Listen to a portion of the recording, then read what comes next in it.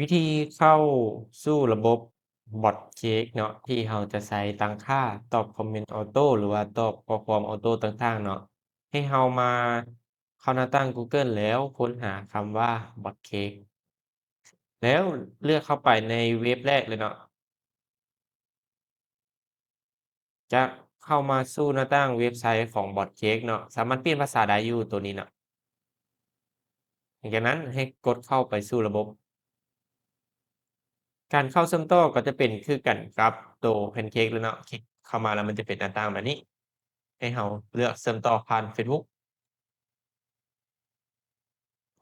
แล้วมันจะเด้งเข้ามาให้เราเลือกเพจต่างๆเนาะให้เราเลือกเพจเข้าไปหั้นแล้วก็กดดำเนินเข้าไปดำเนินเข้าไปเรื่อยๆเลยเนาะบันทึกเข้าใจแล้วอาตัวนี้ในหน้าต่างแรกของแต่ละคนอาจจะบ่เป็นหน้าต่างแบบนี้เนาะอาจจะขึ้นมาเป็นหน้าต่างรูปโพรไฟล์แบบนี้ให้เรากดกลับเข้ามาก่อนเนาะกลับมาก่อน แล้วให้สังเกตเบิ่งโพรไฟล์อยู่ทางด้านเทิงนี้ว่าเป็นโพรไฟล์เฟซบุ๊กที่เราเชื่อมต่อแล้วบ่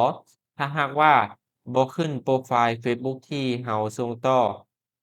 มันจะเป็นตัวบัญชีทดลองอยู่ให้เรา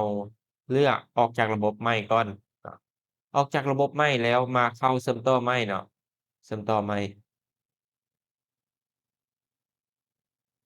และหน้าตั้งนี้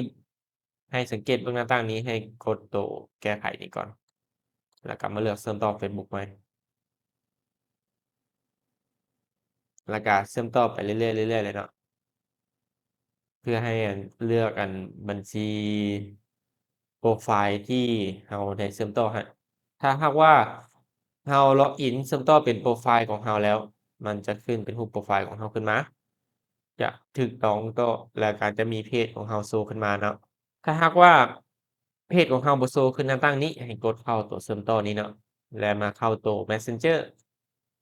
เพจของเรามันจะโชว์ขึ้นอยู่นี่ให้เราเลือกเปิดใช้งานอยู่นี่แล้วมันจะมีตรงให้เปิดใช้งานเดี๋ยวทางเรามาเลือกเพจ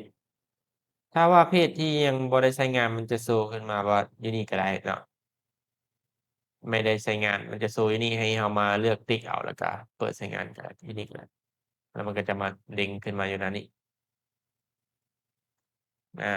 แล้วเราก็เลือกตั้งค่าเพจของเราตามสะดวกเลยเนาะว่าเราจะตั้งค่าเพจใดตัวนี้จะเป็นวิธีเข้าล็อกอิน สู่ระบบบอตเค้กเนาะ